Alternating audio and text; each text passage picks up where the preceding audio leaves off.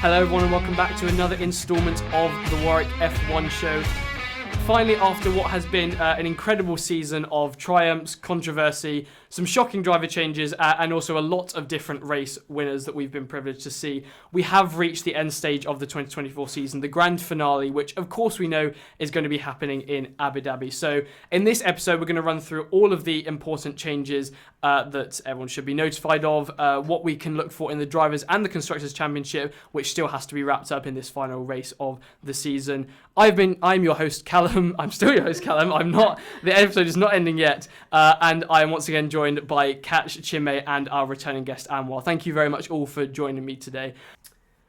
But before we get into some of the situations in the Drivers' and the Constructors' Championship, one breaking piece of news that has recently been released regarding Abu Dhabi is that Ocon is going to be replaced by Jack Doohan for the final race of the season. So to catch anyone up on the situation, Ocon was already leaving Alpine at the end of the season. He is going to be one of the drivers replacing Nico Hülkenberg and Kevin Magnussen at Haas in 2025, and Jack Doohan was going to be his replacement. However, he has been dropped early, meaning that Jack Doohan will be racing in his place for the final race of the season. This is very shocking to me. I want to see or hear what your guys' opinions are on this, but this seems so unnecessary and unfair from Alpine because, all right, yes, we understand that Ocon has been on quite a bad run of form recently, especially compared to Pierre Gasly, but then I think that's a bit of an unfair comparison because Gasly has been on absolutely stellar form recently and he is without a doubt the reason that Alpine are in sixth at the moment. But surely you just got to stick with it. Seems so petty to just drop a driver like this for the last race of the season. To me, it doesn't really make much sense. What are your thoughts on it? I think this stinks of a Flavio Briatore move, in all honesty. It's so scumbag. Apparently this is to try and release him so he can do the post-season test for Haas, which I think is incredible because Sainz is doing the post-season test with Williams. So you don't have to drop him as like a prerequisite to do this. So I think this is Briatore just being able to have as much power as he wants. I do think he is the de facto team principal rather than Ollie Oakes. I think Ollie Oakes is probably more of the day-to-day, but the big decisions are being dictated by Flavio. I think that's my opinion. It is just crazy when we saw it happen. We all thought it would be someone like Perez that would be dropped just before the end of season, but alas, no one expected this turn of events. Honestly, the fact that Ocon has been dropped before Perez this season is the most fraudulent piece of information I've ever heard. Dropped before Perez. Yes. Anyway, this isn't Perez slander bit. It's just crazy because obviously we don't have any confirmation, but I believe there wasn't any consultation at all. Ocon, in his statement, said, "To the hundreds of hard-working men and women at Enstone and Viry, I apologise that I will not be able to come see you. As you know, the plan was always to race one last time this weekend and personally say goodbye to you all next week." So he's not even getting an opportunity to say goodbye to the team. He's been at this Renault team, whatever format it's been in, since 2020. He is their only race winner in this time period. He had a special helmet, everything, so they have not consulted him at all. This is crazy. It's not great for a team that has had so much good publicity over these past few weekends because of their incredible performances, especially, sure, on Gasly's side, but still as a team that has had incredible performances. Why are they making their media and publicity so much worse in this way? And it's not like I don't even think that Ocon's been miles behind Gasly. Obviously, Gasly's had some very good run of form recently. But looking at the Drivers' Championship, Pierre Gasly is in 11th place with 36 points, and Ocon is only in 14th with 23 points, which isn't the biggest deficit ever. He was obviously also on the podium behind Pierre Gasly in Brazil. And it just seems so unfair and unnecessary from Alpine to be so petty to, as we mentioned, a driver that has ultimately been very loyal to the team for many years now. And yeah, it's very sad to see. But then on the other hand, Jack Doohan now does have an opportunity to race before the 2025 season and show what he's worth. What do we think he is capable of ultimately? Do we think that he could maybe even do more than Ocon could? I'm not too sure about this. What do we think? I think it is unlikely that he'll outperform Ocon. Sure, it's good for him to get that running in before 2025, but I don't think it's going to make that much of a difference. No, it doesn't seem to be much of a significant difference to get rid of Ocon, does it? For one race as well, like it's just so peculiar. It's really odd. I think the other thing is what racing has done this year as well. I actually don't know what formula, if he's done any WEC work or anything like that over the last year, because he hasn't won an F2 World Championship. He doesn't exactly have like the stellar reputation that Piastri came into the sport with, or anyone like that. It's close to more of the I know it's going to sound bad. Close to the sergeant level of like junior pedigree in terms of he hasn't won. I think he's had a few good seasons. I think he got finishing of second or third. But so I don't. He doesn't exactly have a lot to go back on. So he has to perform well from the off, or else there's a lot of pressure on him. But we've seen this type of thing before. I think Colapinto was like 8th this season in the championship before he left, and he performed pretty well to begin with. So it's not fully representative, but saying that he's on the sergeant level of and knowing how predictions get on in this podcast, I reckon he's going to light up now and get on the podium. But I suppose we're going to see. I wasn't even saying that to insult Sargent either, because I rated Sargent when he was in F2. He finished 5th in his rookie season, and I thought that was a pretty good achievement from him. So it's not exactly a slight on him. It's just he's not walking in with an amazing pedigree or like reputation at all. It will certainly be interesting to see how he does, and obviously a very good opportunity. I'm happy for Doohan to be able to get this opportunity to get more racing minutes under his belt before he gets that proper seat in 2025. But then, from a team perspective, do we really? I agree that surely he's not going to do better than Ocon, who has such experience in that car. Albeit, yes, he's on a bit of bad form, but he is a race winner as well. We shouldn't forget for Alpine in 2021, and yeah, very shocking to see. Can you believe that at the start of the season we were complaining that there were no rookies in F1? There were no rookies at the start of the season, and here we are. And what here has happened? we have got one. We've got we've got Lawson as well. We've got one Lawson, now. We've got Lawson. Colapinto. Indeed, yes, absolutely. Doohan. Yeah, our wishes have apparently been met. There's also that young driver named Fernando Alonso. Oh, Yeah. He's a young sprite as well. Well, unfortunately, we haven't. I can't remember the last time we actually talked about Aston Martin on this podcast. But they have. But honestly, they haven't been like anywhere. We know they've been a very lonely 5th, not been able to break into the quote unquote top 4 of obviously McLaren, Mercedes, Ferrari, and Red Bull, but not really being back in the battle for 6th with Haas. But anyway, more to the point, Alpine. Yeah, I think we're definitely in agreement that it's a very odd decision for Alpine and really disrespectful to a driver which has been very loyal to them at the end of the day. We'll move on to, there's not really many changes to report to the track compared to previous years. So we're mainly going to do a review of the championship situation off of the back of Qatar. The main one being, if we look to the drivers, obviously the Drivers' Championship is completely sewn up with Verstappen now crowned as champion. But second place is very much not decided. Lando Norris is only 8 points ahead of Charles Leclerc, which I think maybe we're in agreement. Chinmay, I want to get your thoughts on this because I know you have stuff to say on this matter. But surely from where Norris was at the start of the season, it's not. That would be so disappointing for him if he was going to drop down to 3rd place. Yeah, I mean, to be honest, I think Norris should keep it anyway because it is an 8-point gap at the end of the day, with 1 race to go. So unless Norris has an absolute stinker and Leclerc absolutely does, kills it in Abu Dhabi, then obviously Leclerc would do it. But then, yeah, it's quite funny of how in the space of a month we go from title race to now battle for 2nd.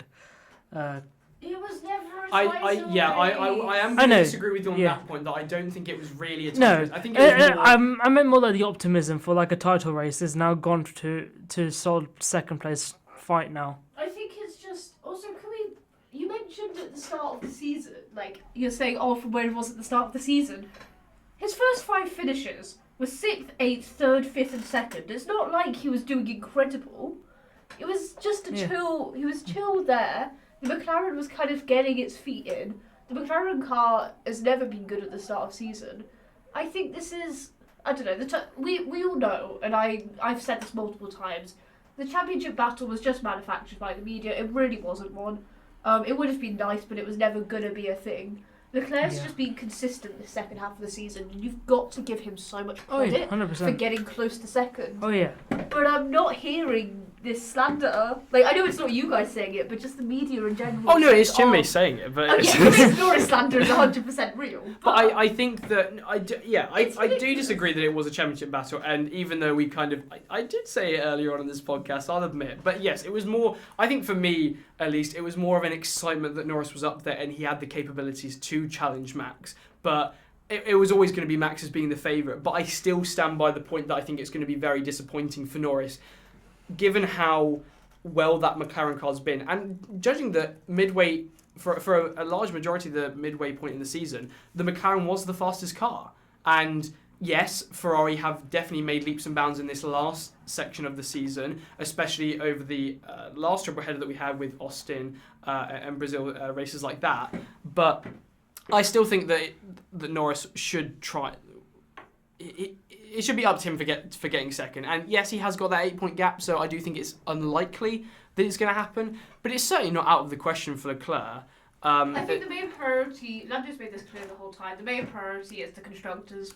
And if Norris loses out to Leclerc in the drivers, but McLaren holds the constructors, I don't think, sure he'll be a bit bitter, but he won't be too annoyed.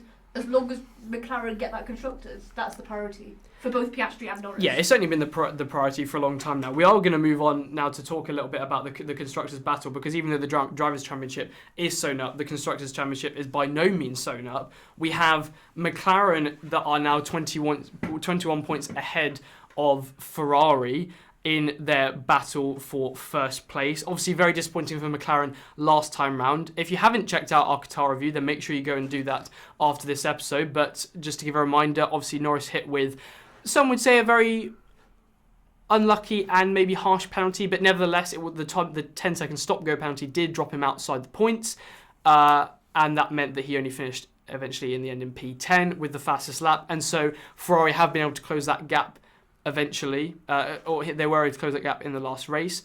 So, do we think that 21 points is enough?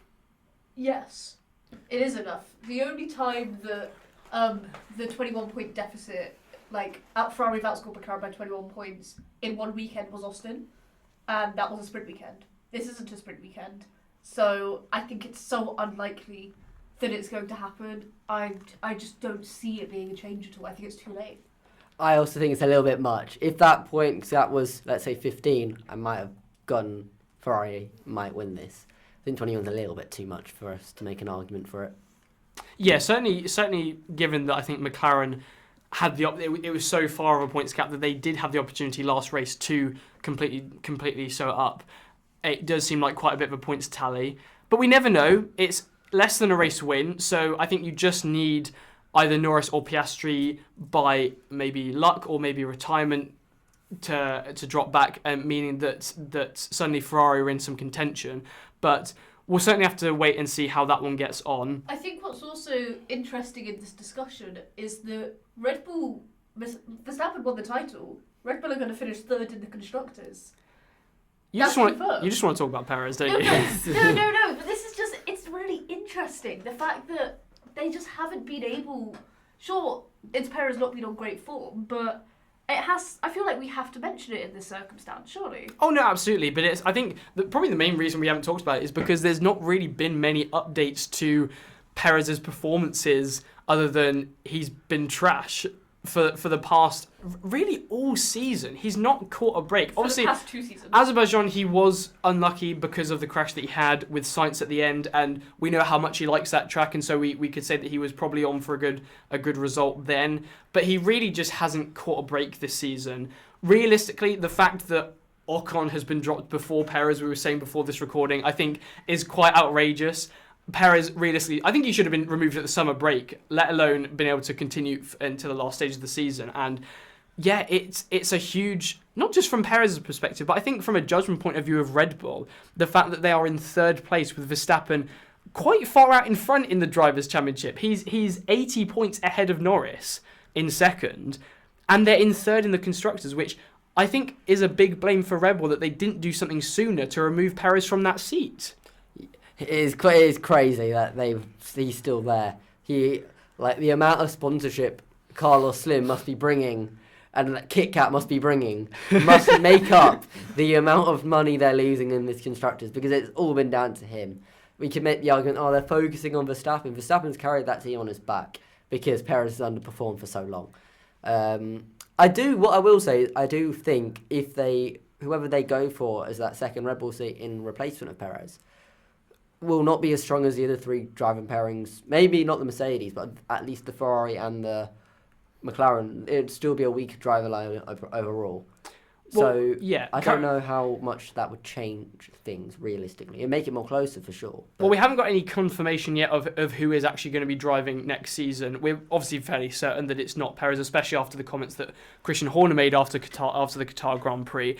But at the moment, it's looking like it would be between Tsunoda and Lawson. Just as a kind of aside, who would you pick at this stage of the season to replace Perez? Tsunoda. Probably Tsunoda from experience. Yeah, it's a slam dunk. It has got to be Tsunoda. We're all Tsunoda, which is interesting because Go back a few weekends and Exactly. we were not going to say that. No. We would have all said Lawson, but I think Tsunoda's been really consistent. He's been good. Lawson's performances just haven't been up there, and they have not been good enough.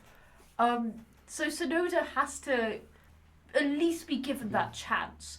Tsunoda has to be given the first half of the season, probably the whole season, because who else is going to replace him? Red Bull do not have, unless Isaac Hadjar comes in and is suddenly incredible, and it's the next coming of Lewis Hamilton. Like, come on. Yeah, it's got to be. I think, as much as we say it's going to be Tsunoda, I think Red Bull, for whatever reason, have a dislike towards Tsunoda, for whatever reason. For them, he's been like that yardstick for every other Red Bull junior to be kind of compared against and stacked up against. So it wouldn't surprise me if they went Lawson, because he's a bit of an unknown quantity. Because Helmut Marko has been saying, we've got this data that says that Yuki might not be the correct choice.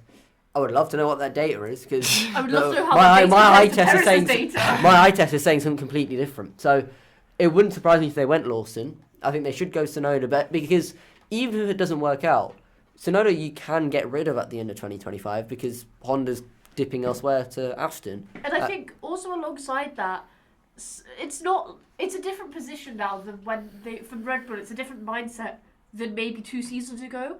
No one expects them. Now they're going to be third in the Constructors. No one expects them to be winning the Constructors anymore. So they can take that quote-unquote risk with Tsunoda. They can take that because what is there to lose? They're not going to drop from third to fourth. I really doubt that. So and sticking with Perez, we know now is the worst option ever. So they can take that quote-unquote risk with Tsunoda. They have nothing to lose. Just please, this is what we all want from you. Yeah, it's kind of, I'm sick of it now. The quicker this race weekend goes and the quicker we get Perez out of that Red Bull seat, the better. I do wonder if they know who their long-term partner is. Because I don't know if they see a long-term future with Tsunoda in that team. They haven't seen a long-term partner for Verstappen in years before. Okay, maybe they hope. Yeah, they hope. I think that for Perez, and it has been for quite a few years. But they've always really struggled with that second seat in Red Bull. Apart from ever since Ricciardo left the team, and so it's really strange. And I just on the point of Tsunoda and Lawson, I think. My mindset was, even though it would have probably been quite unfair to Tsunoda, when Lawson came in, or before Lawson came in, I would have said he would have had a really good chance. But I think that's because he's been hyped up quite a lot in the time that he's been away from Formula One, just because of how good those few performances were. And obviously, yes, they were very good, and he totally deserved that seat when they decided to drop Ricciardo.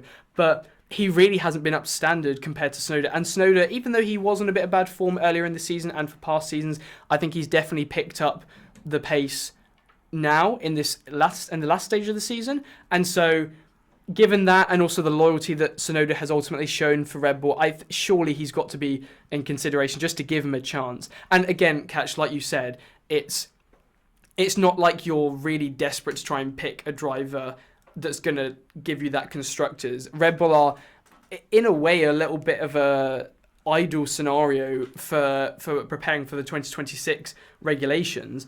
And so, yeah, I think I'd say that's pretty much it. Because Max Verstappen himself, as a team, is fifth in the standings and is less than 20 points off of Mercedes himself. So, which is a testament to how good Verstappen has been, as we've already mentioned countless times on this podcast, and is every time worth reiterating. So we'll have to see how that comes. We'd expect that kind of news to come out after Abu Dhabi and what decision they do ultimately go for. I think there is definitely going to be a driver change there for certain, but it's definitely a disappointment for Red Bull for getting P3, and I think certainly some other decisions could have been made in the meantime earlier on in the season that meant they could have ultimately avoided that. But we'll never know.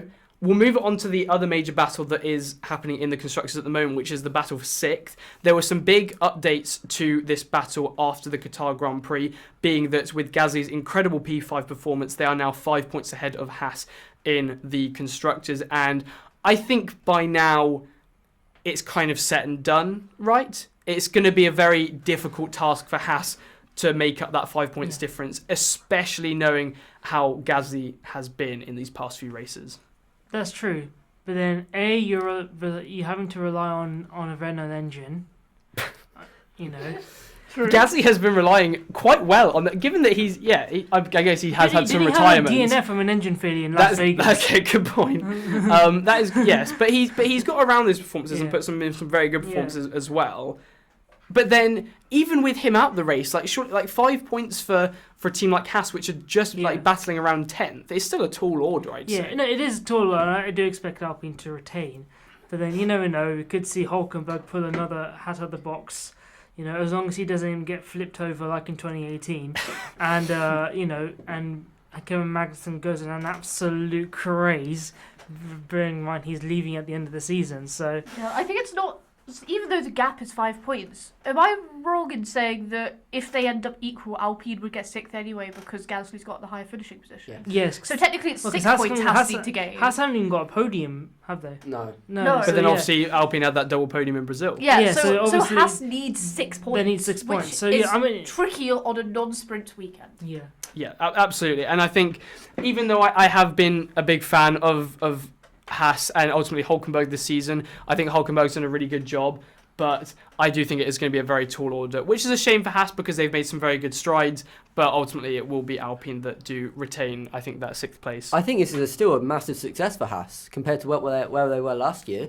I think if we look at the problems that came into this year with, tyre was a massive issue. They couldn't keep those tyres on that car for longer than 20 laps last year. Now They made sure to solve that problem.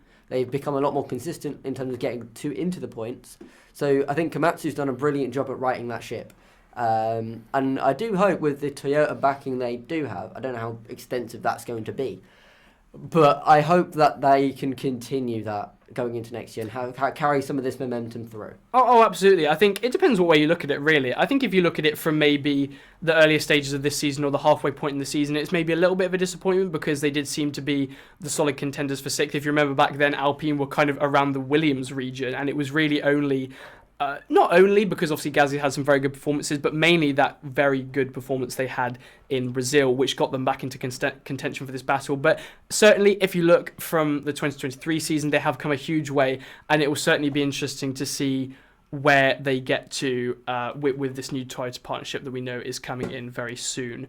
And the final bit of news just going into the final race of the season is that we have some newbies coming in for FP1. Chinmay, I believe, has got the full list because there is quite a few drivers that are being replaced. It's the young drivers, so they throughout the season, each team has to field 2 young drivers in FP1 sessions. So most, as expected, and like most years, teams leave it till the final race of the season when things are basically done and dusted. So, Chinmay, do you want to run through who they are? Yep. So we've got 6 teams. To follow these regulations. So the first one is Hadjar for Red Bull replacing Verstappen. Luke Browning replacing Alex Albon for Williams. Felipe Drugovich replacing Lance Stroll for Aston Martin. Ryo Hirakawa, sorry if I pronounced that wrong, replacing Piastri for McLaren. Ayumu Iwasa replacing Yuki Tsunoda in the RB. And Arthur Leclerc replacing Carlos Sainz Jr. for Scuderia Ferrari, meaning an all Leclerc lineup for FP1. I'm interested, everyone's been talking about this, I'm interested to see what they decide for the timing screens. Do we have Lec and Lec, or do we have... That's a good point. Yeah. A Lec, I assume, because when it was Mick Schumacher, it was MSC, right? Yes. So yeah. I'm assuming it'd be Leclerc obviously keeps his usual Lec, but... The thing that I find interesting about that is why Albon being dropped? Surely would you not pick Colapinto, given that Albon is going to be the one that is there next season? Colapinto is obviously leaving in place of Carlos Sainz. And yeah, it seems very odd for him to be the one chosen to step down. I don't know if I'm correct in saying this, but from my understanding, each driver has to miss one every season. Okay. So I think it would... this is my guess, that Colapinto has already missed one, or Sargent's missed one for Colapinto. And then now Albon has to do his part as well. At least that would be my only explanation. Or maybe they're trying to pump up the value of Colapinto. But I guess because the Williams lineup is already sorted for 25, 26, so maybe they're not like unlike RB and technically some other teams, like they're not having to compare drivers. Like they're solid. Luke Browning's unlikely, to be honest, to get a seat in F1 at some point, so it's not really a risk putting him against someone. Yeah, no, I think that does make sense. We shall see how all of those drivers get on in FP1. A great opportunity, I think, for each of those drivers to showcase some of their talents in eventually getting some future F1 seats. But I think it is very much time to make our predictions. So, for anyone who hasn't listened to our podcast before, we predict a top five finishers for every race, and also we do a 1, 2, and 3 point prediction. With the more points that it's worth, the more unlikely that it is going to be. And we each take it in turns, obviously, to pick who is going to be our winner. But for the last race of the season, we are going to introduce something else for these predictions. Now, because our prediction scoreline is so close, if you want to check out our Qatar predictions, then as mentioned, you can go and check out our Qatar review. But we are only separated by 5 points in our standings. Chinmay on 141, Katch on 145, and me just narrowly ahead on 146. So I think what we said that we would do is, even though we have all made our 1, 2, and 3 point predictions, we are not going to mention them on this podcast. We're going to keep them from each other, and then we are going to reveal them live on our Abu Dhabi review next week to each other. So we're not going to know who has actually won our prediction scoreline until we actually reveal them to each other on the podcast. So we're only going to tell here on the Qatar preview our top 5 finishers, and then for our Abu Dhabi review, that's when we will reveal our 1, 2, and 3 point predictions. So, Katch, if you wanted to go first, because you have first place pick, and so you get to choose Norris. What is your other 4 finishers? Okay, so for people that haven't listened before, since a while, since Brazil, since Mexico, I've been picking Norris for all of the race wins, just because I want him to have another race win. I'm a biased fan, what can I say? So I've got Lando for P1. I want Lewis Hamilton to have a great weekend, so I put in P2. For the pure vibes that I want him to do well. This is quite... If I lose this predictions now, given that you have based your predictions solely off of hope and desire of drivers to do well, yes, rather than actually thinking this through, it will be very disappointing. What do you mean actually thinking this through?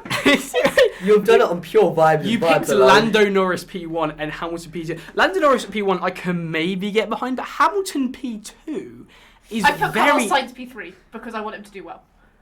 That's a bit more of a fairer shout, I think. How is that more of a fairer shout than Hamilton? Yeah, I can tell you now, my predictions are quite different. You got Pierre Gasly in P2 or something. Like, maybe I was genuinely considering him as a top 5. Genuinely, I was. I think I've put him...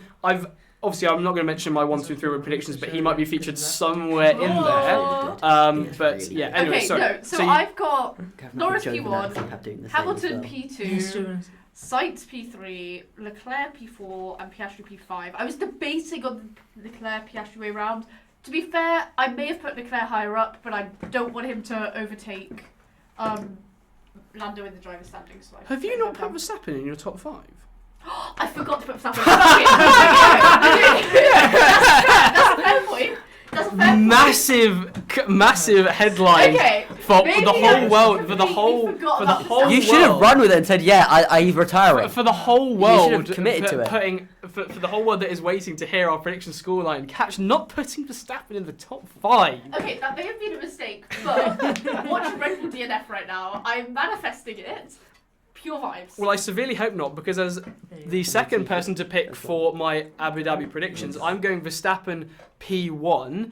I was very happy to see that you are first pick, because I knew I wasn't, even though Norris has been very good this season, and I do think that he's going to do well. I just don't see him winning, unfortunately. I do think that that's going to fall to Verstappen, so I've gone for him P1. I've gone Norris P2. Leclerc I've gone as P3. Sainz in P4, in P4, and Piastri in P5. So we both want Piastri to get P5. I don't want him to finish P5. I do. think he's going to finish in P5. Is what's happening. But yeah, so no sign that interesting of a Mercedes in my top 5, which That's I've lost a odd. little bit of faith. I don't know. I can't see them. With But the I have. form, I don't know how you can lose faith. I've been proven wrong many a time on this podcast. You really but have. we will see. And of course, we'll leave the 1, 2, and 3 point prediction until next time. Chinmay, it is you left to pick. You cannot pick Norris. You cannot pick Verstappen. Who is you going to go for your winner of the Abu Dhabi Grand Prix? Charles Leclerc. Interesting. I think the Ferraris have got a good shout. I think the I Ferrari don't know why should it's a be feeling, quick, but Also, sorry, is that a vibe? but Carlos Sainz is not in my top 5. interesting. So, what is there a reason for this big gulf in Yes, there is. finishing position between Leclerc and Sainz? Yes, there is, and you'll find out when we reveal the prediction. Oh. Attention. Oh, okay. So we can think of maybe some mention of Leclerc and Sainz or Ferrari in Yes. your 1, 2, and 3 point predictions. But yes, we'll see how that gets on next time. P2 Norris, Okay. 3rd place Russell, 4th place Piastri, and I'm going to go for one more time this season the tactical Verstappen 5th. P5. Oh, that's very good. Yeah, we certainly haven't broke that out in a while, given that how Verstappen hasn't been getting many race wins in the midpoint of the season. But yes, they are all some very good 1 to first place to 5th place predictions. But we'll have to see how all of those get on, and have to see when we reveal all of our predictions next time in our Abu Dhabi review. We shall of course have that in the week after the race, and of course for any society members, we shall still be going down to the Clarendon to watch the finale of the season. It's going to be a very, very good one. We hope to see you there.